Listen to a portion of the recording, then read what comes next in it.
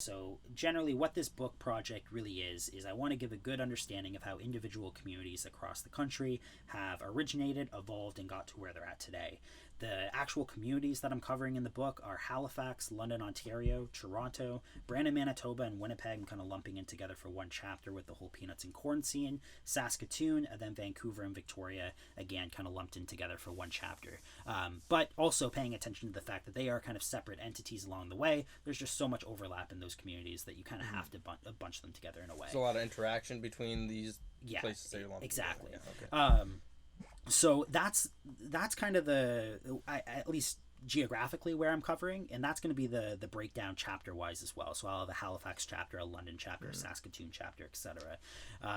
Timeline wise, I'm covering from about 1980 to about 2005. In 2005 ends up being kind of when I would say, and these aren't hard dates by any means. So it ends in 2005 essentially.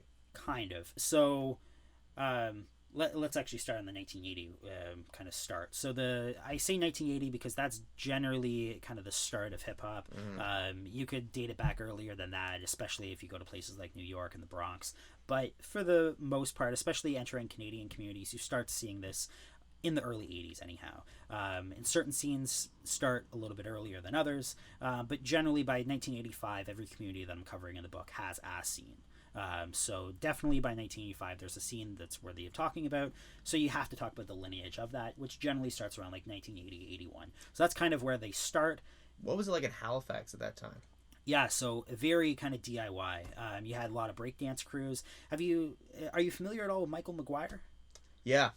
Was he involved with hopscotch a few years ago? He lives in Halifax? He does live in Halifax. Does he have a beard? Teaches at St. Mary's. Yeah, he does. Yeah, big dude. Yeah, I gave him...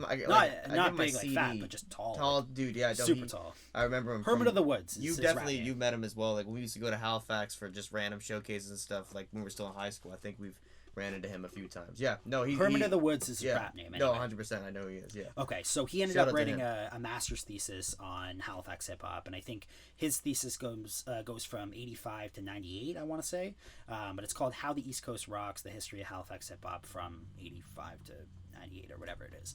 And he tells that story probably better than I am going to be able to do so. Mine focuses on kind of oral history, but essentially you have a bunch of these breakdance crews, and you have kind of early rap visionaries as well. So you have like the Modern World thing. You have these different kind of rap crews that are existing, and it's very kind of battle oriented, very freestyle oriented, which is kind of the case in all these communities. And you also start to have a radio presence as well, kind of come the mid to late 80s. Buck 65 ends up being, he starts out as DJ Critical on the radio, CKDU? Yeah, CKDU. And he has the Basement Show, and I want to say the Basement starts in the late 80s anyhow. It might have started like 88, 89, but he has that show, and he starts introducing people to hip-hop pretty early on. You have MCJ and Cool G. They end up putting out a couple records. They end up moving up to Montreal, so you have these kind of foundations laid out in Halifax as well. But that's the case across the country, at least in the communities that I'm covering. So, and then the 2005 thing was mainly because that's when I started to see kind of the internet era take over. Now, obviously the internet existed before that, and especially if you're talking about like retail locations and piracy and whatnot, that stems before 2005. But in terms of the community, and I think what I was talking about earlier in terms of people no longer having to leave their house in order to collaborate, that really starts ending around the MySpace days, and that's around 2005. So these aren't hard dates by any means. If there's a story that starts in 79, I'll tell that story. If it starts in 78, I don't care. I'll tell the story. But I had to set a parameter somewhere. Yeah, in 2005. Like if you get into the new, like when you get into the 20 teens, like it's rapid fire, you know what I mean? Like every 2 years it's a whole now I do plan on having kind of a section at the end of every chapter on where the scene's currently at today.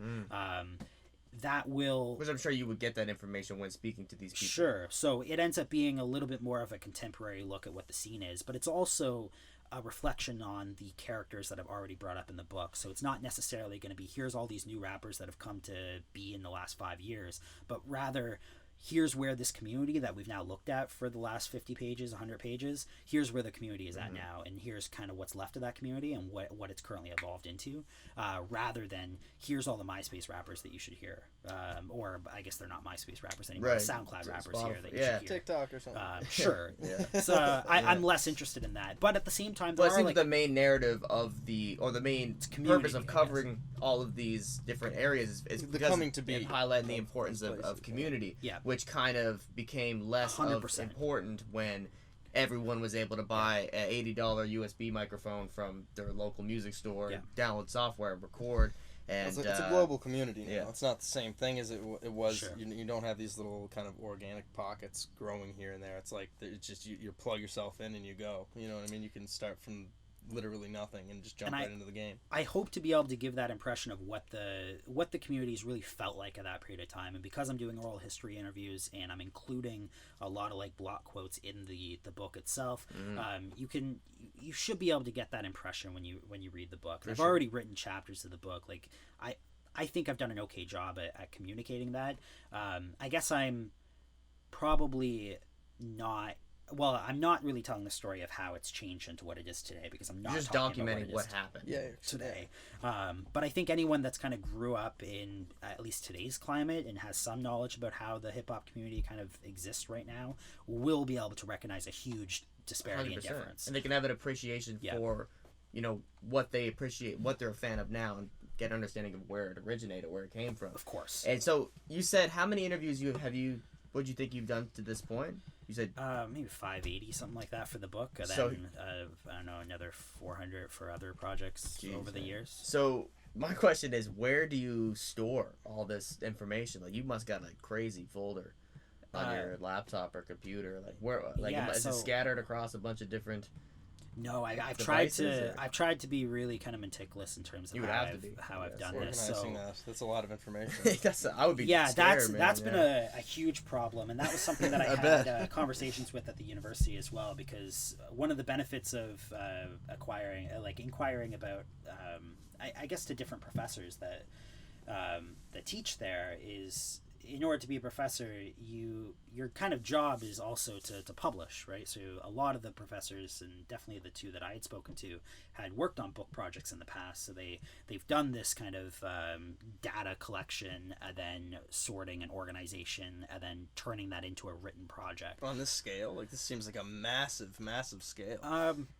Not always, but sometimes. It's kind of like an encyclopedia of Canadian hip hop. Usually they would have worked with other people for a project of this magnitude, where I'm kind of doing this alone. I've some help, I guess, in terms of ideas and whatnot. I have people that I can go to for conversations. Seems like a project that wouldn't hurt to have a team. Yeah, 100%. If I had funding to have a team, that would make my job a whole lot easier. Have you looked into that before? I feel like this is a project that is almost, it's not just more so of like a personal interest piece. It's like, it's very valuable information. In the community, and I feel like Canada as a whole, whether it's like Canada's music scene, Factor, whoever would be responsible to kind of review this project and maybe want to associate their name with it and put some money behind helping you finish it.